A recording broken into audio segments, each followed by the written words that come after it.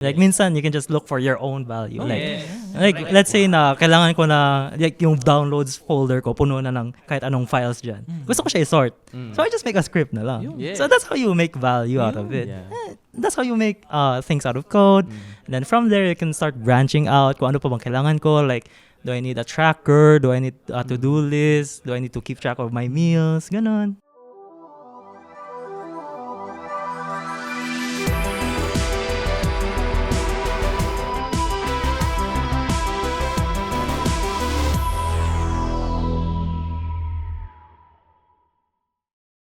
Welcome to Kaka Computer, where tech meets wit and wisdom. And for this episode, we will be discussing if you're starting over in 2026, what would you do differently? O, diba? So, just to introduce ourselves here, I am EG, this is Will, and this is Neil, and this is Neil. So, Brian na lang to. Brian for this episode, Ayan. delegated. Sige. So, let's start with you, Will. As someone who's, I wouldn't say fresh grad, relatively fresh grad. Fresh pa. Fresh na fresh. Fresh pa din na siya. So, Will, how would you start over in 2026? What are the skills you're gonna learn and all that stuff? No? Okay, number 1. Okay. Join a community, guys. Wow! Yan talaga yung That's lugi big. sa akin. Kasi my entire tech career, wala akong sinamahan na community. I wanted to try finding things out for myself, you know, how I struggle in this ocean. Tapos di ko kaya. So, pumunta ako sa kaibigan ko. Sino yung kaibigan mo? Yung poging katabi ko. Ako na yun. Sure. Sure? So, pumunta ako sa kaibigan ko and then because of him, na-introduce ako sa a lot of amazing people, a lot of amazing tech. So much more than I could have imagined from just trying it out on my own, being independent. I mean, you can learn a lot of things naman being independent. Yes. Pero like, being in a community just accelerates it talaga eh. Yes. Napakaraming natutunan ko within the short span that I've been with my friend and what he's taught me. Ayan. Yun naman. Sige. So that was, Will's answer was about join a community, di ba? Yes. So how about the hard skills? Hard skills. Di ba? The hard skills. So let's start with you, Brian. I would try to find a job right away. Okay. Oh, okay. Yeah. Siguro yung mga past failures ko. I wanted to get a job pero yung approach ko mali. Kasi ayun, may classmate kasi ako na may job na. Okay. Tapos papatingin ko sa kanya yung resume. Bro, Resume. how much if you were to judge this resume, how much yung pwede kong i-demand. He would say something like 80k, bro. Okay. Of course, if if you're someone who doesn't have the experience, you're still a student, right? You wouldn't get any job, right? So me, I would try to find internships, jobs. If if I need to work for free, I'd work for free because once you start the clock, ayun na, you started the clock and mostly yung mga it's based on the years of experience that you have, right? So ayun, for me it would be starting my clock as early as possible. Yes. How about you, Kuya Neil? Di na, hunong matagtrabaho. Ano? No, but what would I have done differently? Wala. Kasi perfect na daw siya. Yes. As someone who's like Marinated na. senior, marinated and seasoned. Perfect. Seasoned developer. How would you do it differently before? Or wouldn't you change anything? No changes, bro. Okay. Siguro, it's about fundamentals din. Most of the work that we do boils down to fundamentals. So, Yes. It's really, I think, sabi nila, pero hindi naman yun yung hinahanap, di ba? But sometimes, mahirap talaga yung we learn stuff and then we don't know if magagamit ba siya. But it compounds din, Yes. over time. And kaya na sabi ni Brian, nagsa-start talaga yung clock. So, minsan, and hindi naman talaga it's not for everyone kasi minsan you burn a lot of time learning all this stuff and then you don't know if magagamit mo ba or you can take advantage of it. Pero over time you'll see the value of it kasi most of the things, especially for example if I'm going back to tech, right now everything is overwhelming na. So everyone is expected to learn anything and learn it at a fast pace. Yeah. So I would approach that as something na kailangan malaman ko yung pinaka-fundamentals ng kailangan kong gawin. For example, in web or in AI or in cloud, the information is there. So you have to understand it na lang. Not na lang, but like it's you have to put in the time talaga. There's no shortcut in here. So I think if there's one thing I can say is hindi ka pwedeng maghanap ng shortcut dito. Especially since marami nang nakakaalam kung ano yung pwedeng malaman. But personally, kung ako, I will start a Uber. Siguro, ano ba to? Like, hypothetical na di ko na kailangan hypothetically, let's move over to non-tech na muna. Sige. So, para you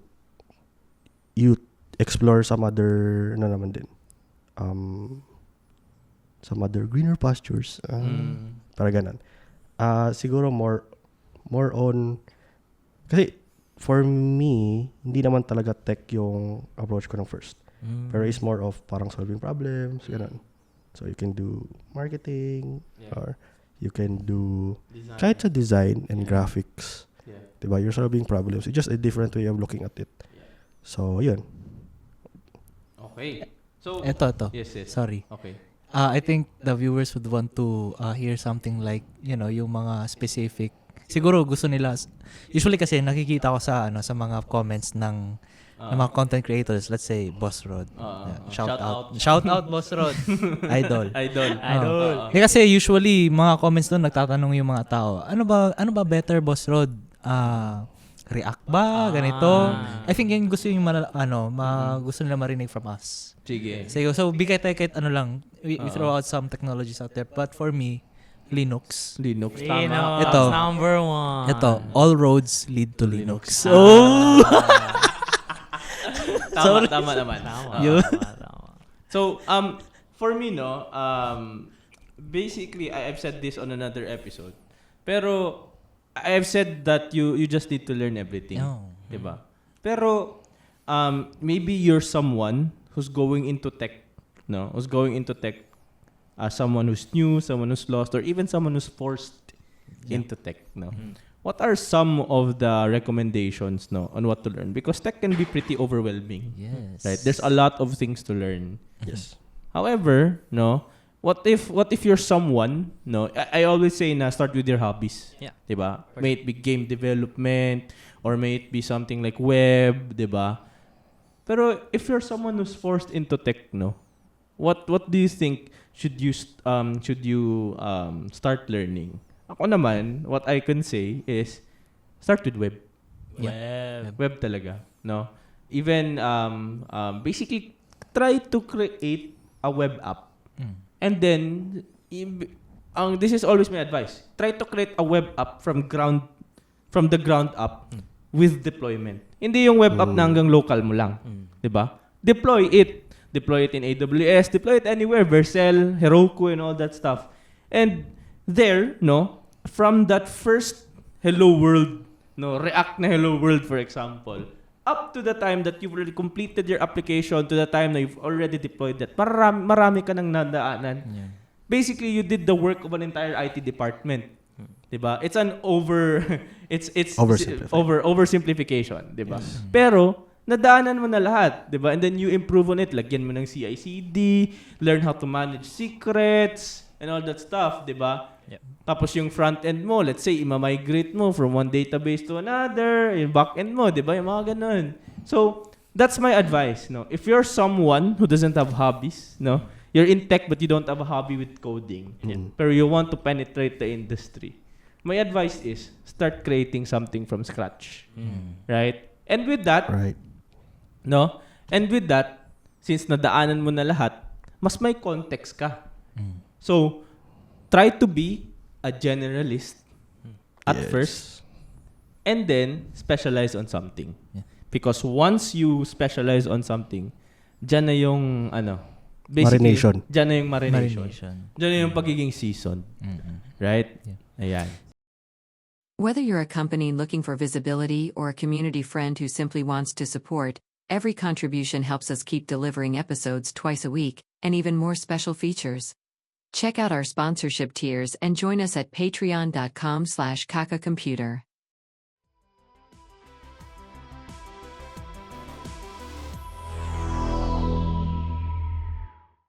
Siguro to add on that, ayun nga, in the web space, kahit web space pa nga lang yun, di ba? It can overwhelm you with the, the plethora of frameworks out there. Plethora. So, you just need to choose one thing, no? It can be random. Don't overthink it. I know a lot of people who stuck in analysis paralysis, right? Okay. Na what's the better framework? Just just choose one. Yes. Make sure na you deliver it, and you create value out of that. I think that's the most important thing. Kasi it's also applicable, in the industry when you get a job, right? It's not about what tool you use. Yes. No? Correct. Yeah. It's about the value you create out of it. Yeah. So, yun lang naman. Speaking of value, it's not really about kung anong value hanap ng market Like minsan you can just look for your own value. Yes. Like let's say na kailangan ko na yung downloads folder ko puno na ng kahit anong files diyan. Gusto ko siya i-sort. So I just make a script na lang. Yes. So that's how you make value out of it. Yeah. That's how you make things out of code. And then from there you can start branching out kung ano pa bang kailangan ko, like do I need a tracker? Do I need a to-do list? Do I need to keep track of my meals? Ganon. May Solving your project pala sorry, intersect. May project pala si Will na automated TikTok na video TikTok. creation ng kanyang gallery. Diba? Side lang po yun, guys. Kasi yung main goal po nun is to track your calories kasi I'm a gym rat. Wow! Yung goal ko po talaga is to track the calories from just taking videos. Pero, because of that, na-produce yung automated TikTok videos. Kasi like, I thought na, you know what, since I'm already keeping track of my videos, might as well use it. So that's how, that's an example Yes. of how you can make your applications, of how you can map out your business specs. Kasi like, what do you do every day ba? What do you want to do every day? So like, that's how you start po. Yes. So, I want to touch on that now because you said something very beautiful, no? Value is something you decide on. Yeah. Right? It doesn't necessarily need to be monetary. Yeah. Because ito yung one of my pet peeve, no? People get into tech kasi maraming pera. Diba? So hindi totoo. Totoo naman. Totoo naman. Kaya nga sinasabi However, no, if you're just in it for the money, I don't really think tatagal ka. Doktor ka na lang. Huwag ka na mag-tech. Talaga? Talaga ba? Pero yun nga, 'di ba? If you're just in it for the money, no? I think you don't understand all the sleepless nights, all the production deployments, all the bug fixes that will that's yung parang kapalit nun. Merge conflict. Merge conflict. Diba? So, ako, if you're really not passionate about it, Yeah. diba? Maybe, no, you're not an individual developer. Maybe you're not cut out to be an individual developer. Pero there are a lot of things naman din in tech. Exactly. Maybe, Yes. if you don't like the sleepless nights, the production deployment, you can be in IT sales. Yes. Diba? You can be a project manager. There's still a lot of branches. Adjacent roles. Adjacent roles. Correct. Adjacent. Pero yun nga, Adjacent. siguro, the common theme in all those adjacent roles is that you need to have love for delivering software. Yes. Missing word, delivering quality Quality. software. Elevated software. Elevated software. Ayan. Kasi if you don't have the, the passion, there's a certain ceiling that you will never cross. Yes, exactly. There's a certain ceiling. Diba? So, it's really a matter of you need to be passionate. And with that, no, you will be willing to go out of your comfort zone. Because if you're not passionate to begin with, you'll be stuck there. Yep. Diba? So, ikaw will, no? Are there times, no, in a technical, let's say in a job sense, no, na parang you regret na, I should have done this, parang ganito before, I should have learned this and all that stuff before. I should have done things differently before for me to learn and deliver and to deliver in this job in the topmost quality. Every day. Every day.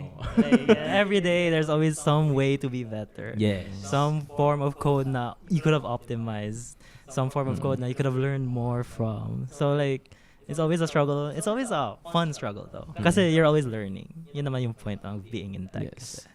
Ayan. So basically, no, I think, no, starting over in 2026, the most important word there or the most important thing to do is to just start. Start and finish. Start and finish. Yeah. It's not enough to just start. Ilan na ba yung mga side projects natin dyan na hanggang initial commit lang? Di ba? So we need to be able to finish what we started. Yeah. Yes. Kahit gano'n pa yung kasimple, no? Exactly. You just need to finish it, then the satisfaction you get out of that will bring momentum and it will just carry you. Sige. So siguro final question sa each and every one of us. So medyo tricky to. If you have an opportunity to start all over again, would it still be tech? Will? Si Kuya Neil wala. Si Kuya Neil Huh? wala. Would it still be tech? Still be tech. Yes or no lang? Or Yes with the one-liner, char. Ano ba? Kailangan pag-isipan yan eh. Kasi Sige, pag-isipan mo pa si Neil muna. So, if ever magkaroon na ng manwa na 1,000 times regression, it would be tech always. Daming Babalik sa tech. bakit ready na yung answer niya? Performative. Sige, ikaw Will. Yes, for sure. Tech is so much fun. I don't think there's any other field na kasing fun. ng Wow, grabe naman yan. tech. Sorry, other fields. Tech lang talaga para sa akin. Okay, Neil, ikaw. This is a cop-out answer. Pero, yes and no. Because I think the field that I'm gonna be pivoting is still tech adjacent. Which is parang into design and graphics. So, ganun. I think yes and no because eventually babalik pa rin ako ng tech pag nandoon. So, I think it's hard to imagine din no? If you're gonna do differently given na ang dami mo nang tutunan. Yeah. And yan. Yeah. Ikaw, Sir Easy. Ikaw, boss. Resounding yes. Resounding yes talaga. Like, I couldn't imagine myself, no, in another field. Right? Maybe, I don't know, maybe this is like what God has given me talaga, di ba? Because I really can't imagine, like, pivoting into something else. Maybe the closest thing I can pivot to, sales. Siguro, sales. Selling something. Di ba? Very. Papunta pa rin tech yun. Punting Tech pa rin pa tech rin. yan, di ba? All roads lead to. All roads lead to tech. Inevitable. Yeah, it's inevitable, especially the age right now, the age of AI. Yes. Diba? So, Ano I think every company is a tech company. Ayun. Yeah. Thanks to our sponsors, Tutorials Dojo, Young CTO, Amazon Web Services User Group Philippines, Facebook subscribers. On to our next video topic.